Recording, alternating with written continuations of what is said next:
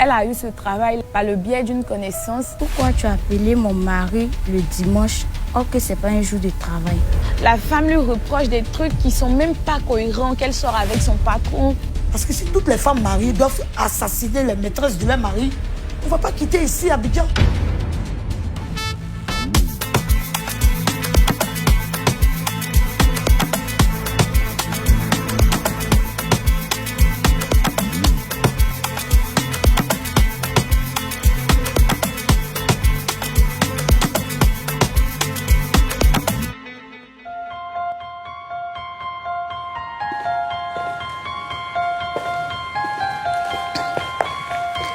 La jalousie est un sentiment fondé sur le désir de posséder la personne aimée et sur la crainte de la perdre au profit d'un rival. Lorsqu'elle n'est pas sous contrôle, elle peut vous amener à poser des actes regrettables. C'est ce qui s'est passé ce lundi 30 janvier dans la commune de Yopougon. Dame Sangaré, une épouse en colère, a rué de coups de couteau Marie-Louise, la jeune collaboratrice de son mari qu'elle soupçonnait d'être la maîtresse de ce dernier. Marie-Louise, la maîtresse supposée, a 23 ans. Elle a eu la vie sauve grâce à une transfusion sanguine effectuée de toute urgence. Elle essaye de se remettre de cette agression sauvage et sans pitié. Mais que s'est-il réellement passé? Focus Faits divers vous plonge en exclusivité au cœur de cette histoire aux multiples conseils.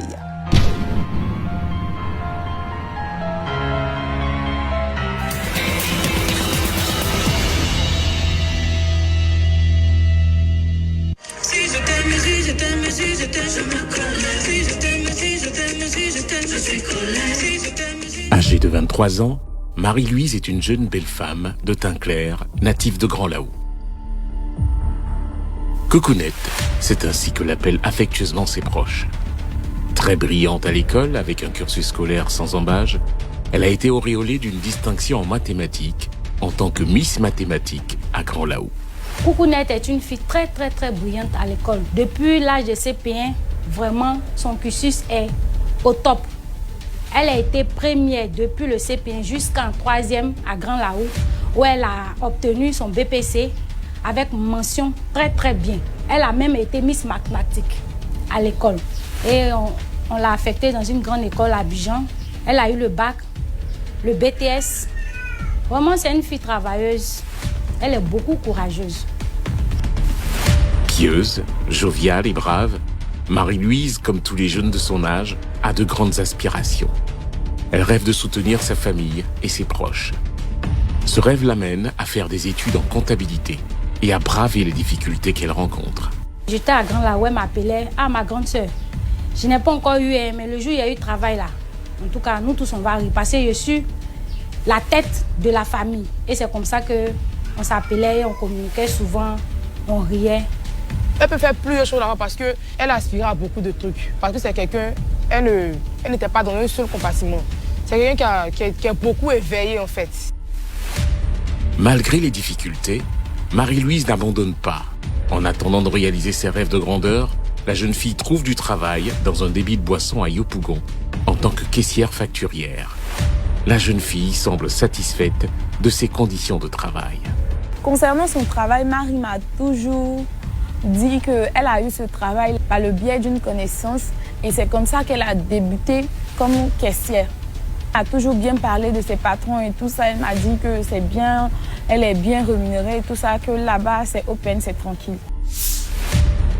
Le lundi 30 janvier 2023, Marie-Louise se rend à la banque pour effectuer un versement de recettes de la semaine précédente, conformément aux nouvelles normes dictées par son patron.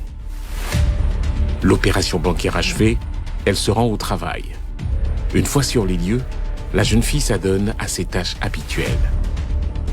Alors qu'elle est en pleine discussion avec une cliente pour le règlement de sa facture et pour une nouvelle commande, contre toute attente, la femme de son patron fait irruption dans son bureau. Marie-Louise est à la fois surprise et intriguée. Dès qu'elle est arrivée, elle a posé une question. Pourquoi tu as appelé mon mari le dimanche or que ce n'est pas un jour de travail? Je n'ai même pas donné d'explication. Elle a fait sortir un couteau dans sa poche. Elle a d'abord visé mon cou. J'ai trébuché la tête en haut. Elle a coupé mon menton. Elle avait des lames en main. Elle a coupé mon front. Et elle m'a bloqué sur le côté. Elle a commencé maintenant à me poignarder avec le couteau.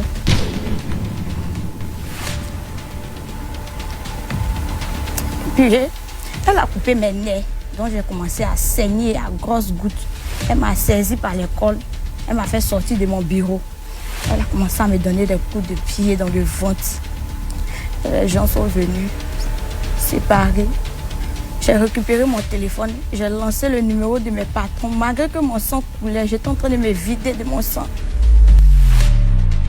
Suite à cette agression sauvage, Marie-Louise sera évacuée d'urgence à la PMI de Yopougon pour une prise en charge dans un état grave. Son sein gauche est presque amputé, le visage défiguré. Elle perd beaucoup de sang. Alertée, connaissances et familles accourent de partout pour porter secours et assistance à leur fille. Donc je me rends directement à l'hôpital. J'ai trouvé son déchargeur là et puis une de ses patronnes. Je rentre dans l'urgence, je la vois ensanglantée, couchée sur son lit. Nous arrivons à 19h à la PMI. Vraiment, ils n'ont pas permis à la veille d'entrer parce qu'ils ont dit qu'elle n'allait pas supporter de voir Koukounette ensanglantée. Donc c'est moi qu'ils ont permis. Je suis rentrée et vraiment, ils avaient déjà fait la soudure. Vraiment, elle était méconnaissable.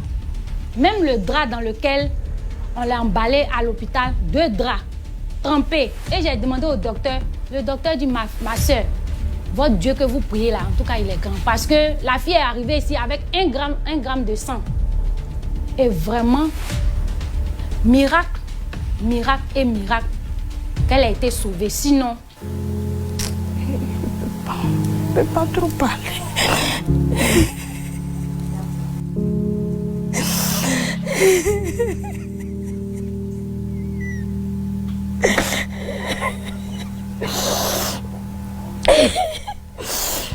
Bon, c'est la chouchou de mes enfants.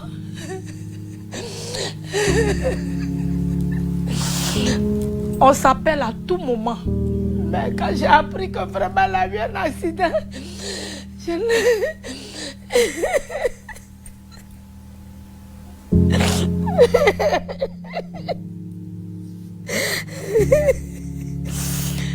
jusqu'à aujourd'hui, je ne me reviens pas.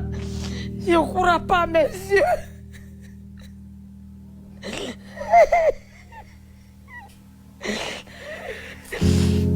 À peine la nuit, elle dort difficilement.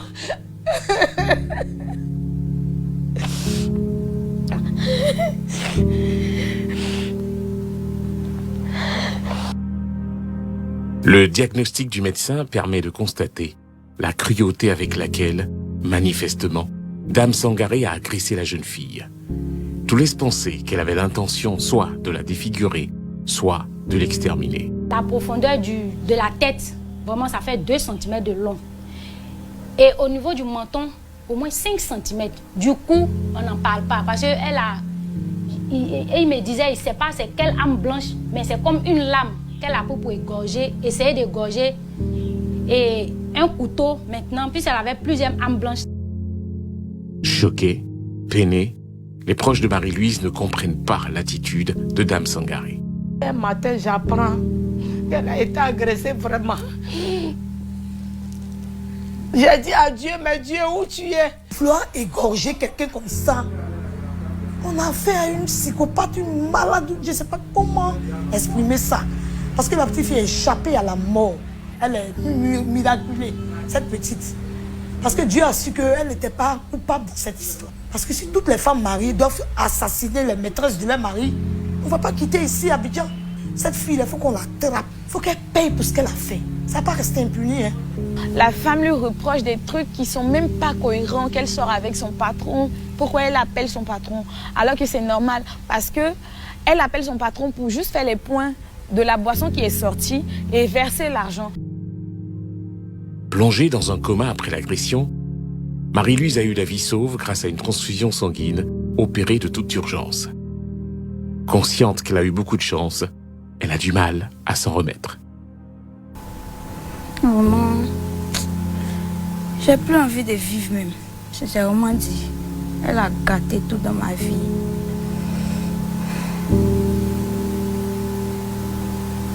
Quand je saignais, c'est ce que j'avais dit à Dieu, que je suis fatiguée, je veux juste partir. J'étais fatiguée, je veux juste partir. C'est une fille pieuse, maison, école, maison, école, maison, école.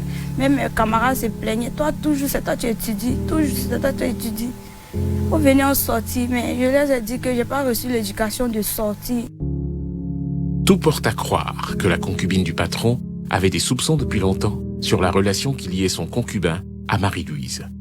Sa visite un jour au débit de boisson a laissé perplexe le patron de Marie-Louise, sans doute habitué aux actes de violence de sa compagne. Quand sa femme est venue au magasin, je l'ai appelée pour dire « Ah, votre femme est arrivée au magasin. » Il dit « Mais c'est pas possible, elle allait faire quoi là-bas? Elle ne connaît pas le magasin. Comment ça se fait qu'elle allait au magasin? » Il m'a posé les questions. Qu'elle est venue, qu'est-ce qu'elle a fait? Je dis « On a causé, elle n'a rien fait. » Il a demandé « Tu es sûr qu'elle n'a rien fait? » Il dit « Non, elle n'a rien fait. » Il dit « Non, c'est pas possible. » Dame Abby Gisèle, la protectrice de Marie-Louise, avait vu venir le danger au regard de certains gestes de bonté du sieur.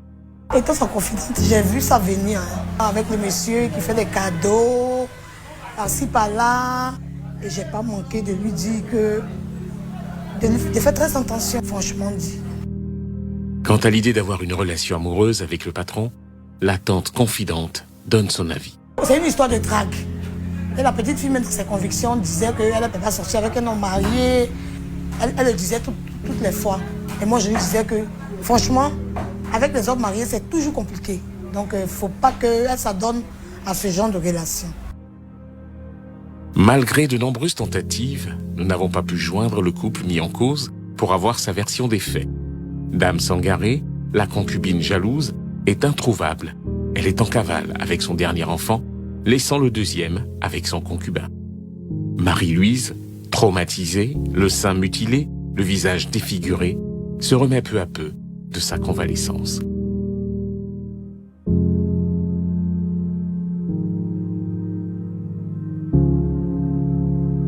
Marie-Louise est-elle coupable des faits qui lui sont reprochés? Existait-il une idylle entre le patron et l'employé? Dame Sangaré, l'épouse en colère, a-t-elle réellement réfléchi aux conséquences de ses actes? Certainement non, en raison de la colère qui l'animait. Aujourd'hui en fuite avec son enfant d'à peine 3 mois, elle est très loin de son cher époux, pour lequel elle a failli ôter la vie à un être humain. L'époux déboussolé est privé à la fois de son épouse et d'une collaboratrice efficace. Pour l'heure, la famille tente de panser les blessures profondes de sa fille, encore sous le choc de cette agression. Les cicatrices gravées sur le visage de cette dernière lui rappelleront le souvenir amer de cette journée du lundi 30 janvier 2023, un jour où elle a failli passer de vie à trépas. Bonsoir.